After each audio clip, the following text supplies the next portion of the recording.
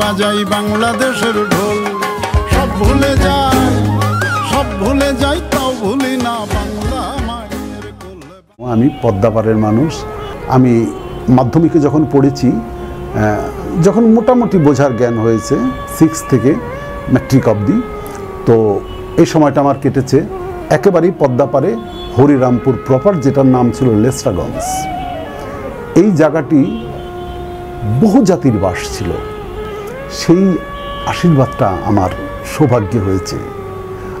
আজকে আমি কাজীবাড়ি গান করছি, কাল মোল্লাবাড়ি, পরশুদিন বসাক বাড়ি, তারপরের দিন ঘোষ বাড়ি, তারপরের দিন কর্মকার বাড়ি, তারপরের দিন আবার আমি চলে গেছি হয়তো খুনকার বাড়ি। এই যে বোধ, এটা আমাকে দিয়েছে সঙ্গীতের প্রাচুর্য।